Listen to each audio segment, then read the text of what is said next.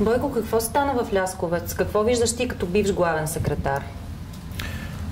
Първо съболезнования за семейството на загиналия полицай и по-бързо да оздравяват ранените.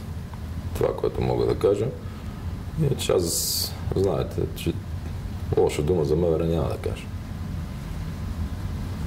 Можеше, както в Сливен, ние да се постараме повече и с психолози, и с други, ако си имали тази информация. Разбира се, че може да възникне подобен инцидент. Служителите на МВР в страната ежедневно имат подобни задържания или изземвания и никой не е застрахован, че такова нещо може да се случи. Имаше ли грешки при самата акция? Тези хора очевидно не са знали, че този човек е въоръжен и че може да реагира по този начин. Не съм бил на място, не мога да кажа. Затова в Сливен отидох и за моя радост, въпреки стрелбата, която беше последвала обира в банката, не дадохме жертви. Преди години, когато съм участвал в подобни операции, винаги съм старал да пазя живота първо на полицаите, после на гражданите или на гражданите и полицаите, да не се хвана някой за думата, и едва тогава на този, който си позволява да стреля и да убива полицаи. Тоест... И навсякъде в света подобни хора след това се обезвреждат, така че по никакъв начин повече да не застрашават живота на нормалните хора. Защото сега на този полицай не го знам, Бог да го прости, и съболезнования, повтарям, за семейство, не знам, жени и деца има ли, но това си рация, ако има. За това, че баща им и другите полицаи са отишли да свършат работа. Оттам нататък считам, че и никога не съм го направил да политиканствам, защото лесно е да се обвинява и министър, и главния секретар, но повтарям, в страната на ден има сигурно по 100 такива операции се провеждат. Поне. Но какво и няма как тук? Те да знаят, нали, че ще бъдат посрещани с огън. Затова след това действията им са оправдани да бъде обезвреден, включително в случая, както и ранен. Аз това те питам, няма ли пропуски в самата оперативна работа преди това? Тези хора не са знаели, че човека очевидно има някакъв проблем, лабилна психика и най-големия проблем – огромно количество оръжия. Вижте, най-лесно е да обвиняваш. И сега, със сигурност, ако ги питаш полицаите, ще ти дадат поне 10 варианта, по който е можело да действат самите те, без да се случи това. Могат да го наводнат, могат да го издебнат докато е на пазар, могат да спрат тока да отидат електротехници, майка му, която е можела да вземе ключа от касата, но те просто не са предполагали. Повярвайте ми, в ежедневната напрегната работа на полицията се случва и да подценят обстановка. Така че не очаквайте да ги клейма. Но все пак този човек е имало индикации, че е агресивен. Той е заплашвал на няколко пъти директора на училището. Директора не е разрешавал на децата да излизат на двора. Тоест имало е някакви индикации, че е възможно да се стигне до по-сериозен проблем. Повтарям, тръгвайки полицаите си мислили, че се справят. Сигурен съм. Преди известно време ти поиска вот на недоверие точно заради вътрешната сигурност и несправяне с проблемите на страната. Вижте, вота на недоверие е политика. Ние спориме с вътрешния министър дали ГДБОП трябваше да отиде в ДАНС. Дали една чисто информационна аналитична служба трябва да натовариш с работа по организираната престъпност. Дори това го има и в някои от докладите и на департамента, и на Европейската комисия. Спориме по такива теми. Дали НСО трябва да бъде разформировано, да отиде в МВР, да отиде под друга шапка. Дали трябва да се отнемат правомощия на президента в назначаването на директорите на разузнаването и на Националната служба за охрана. Това цели вода. Тук имаме една специфична, конкретна ситуация, за съжаление, с смърт на полицаи и ранени полицаи, което е тежък инцидент. Тук бих проявил повече колегиалност. Защото и преди години в Хармани си спомняте, че имахме подобен случай. Полицаите по същия начин бяха отишли да задържат така небезизвестния чекъра и то с тежки криминални престъпления, извършени от него. И само шанса им беше да останат живи. Защото той беше стрелял над 200 патрона по тях, по колата им. И само шанса им беше, че останаха живи. Тоест Бойко Борисов не е склонен да посочи грешки в тази акция, да посочи грешки в политиката на вътрешния министър спрямо вътрешната сигурност и в частност за този случай. Повтарям, ние с вътрешния министър, с главния секретар имаме много теми, по които имаме диаметрално противоположни различия. Добре, не свършиха ли си добре работата в случая? Щом има жертви, работата не е добре свършена. Безспорно. И кой е виновен? Но, повтарям, аз много ми се иска в такива моменти да не се политиканства, а обратното, да се опитваме да разсъждаваме. Да се опитваме да бъдем толерантни, ако ще. Защото държавата колко луди или психично болни има, които трябва да издържат в тази тежка финансово-икономическа криза. Това не е единичен случай. Многото операции, които имат да провеждат. 300 дена стоят хиляди полицаи и жандармеристи пред парламента. На всяка пряка, ако тръгнеш към парламента, стоят по 20 полицаи. Грешка ли е това? Така че ми разбира се, че е грешка.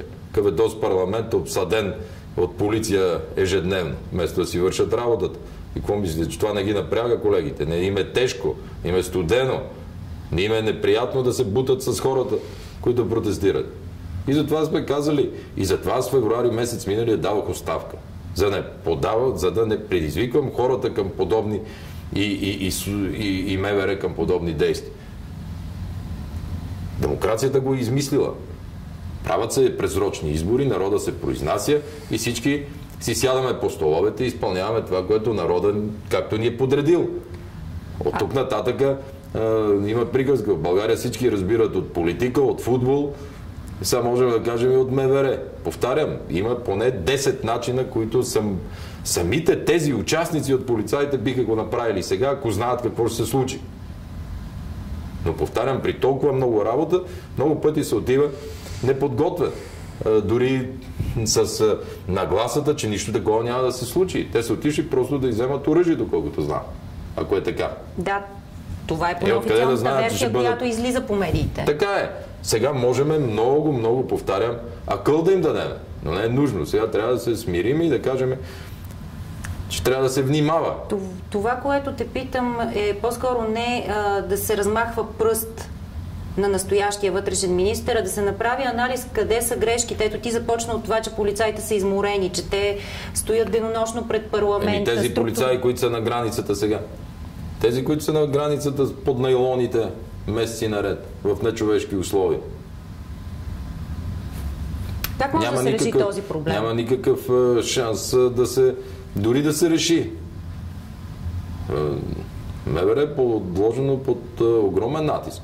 И това никакъв случай не е правилно да се казва МВР на Цветанов, МВР на Йовчев сега. Това си е работа на директора и на полицията в Лясковец, в областния им директор. Те са всеки ден, затова взимат заплата, затова са независими, затова са експерти. Ами, аз със сигурност не само ще има наказани, и сигурно ще има и повдигнати обвинения. Но от друга страна пък им завиждам, че аз в Харман не допуснах да загинат полицаи, но сега ни разхождат из прокуратурата колко пъти вече. Ако бяха убили полицаи там или по нас като стреляха, тогава може би нямаше да пишеме сега. Толкова са. И да се обясняваме дали е грешно този, който стреля с калашник по полицай, да бъде атакуван. И ние тогава го изчакахме близо денонощие, докато се самоубие. След това, защо трябваше да рискувам живота на хората и на полицаите в обградена къща с граната? Да влезат вътре, да гръмне някоя граната, за да ми загинат момчетата. Защо? Тоест ти смяташ, че и в тази акция от днешния ден трябваше да се действа доста по-категорично, особено след като човек откри огън? Те вече са действали след това категорично. Знам, колкото разбрах вече при влизането на отряда, са го ранили и обезглавили. Това вече говорим за няколко часа по-късно. Те преди това не са знаели. Ти си склонен да ги оправдаеш за тази ситуация. Знам, че се очаква да кажа друго, но при тази натовареност на полицаите, при толкова много акции, които провеждат ежедневно, акция е по-сложна операция, подобни изземвания. Това са сигурно стотици на ден. Подобни даване на призовки, подобни викане за справки или проверки на криминално проявени лица. Аз бих спорил много с главния секретар по темата за това защо направиха тези операции срещу общината и Алексиев. И вече 10 дена след това никой не му се обадил да го извика, да го разпитва. Беше определен за кокаиновия крал. Откъде дойде тази атака? По тази тема бих разговарял. Откъде дойде атаката срещу Алексиев? Имам си своята версия, но в случая повтарям. Много ми е тъжно за полицая и за колегите, които са в болница. Много ми е тъжно. Определено темата е тежка.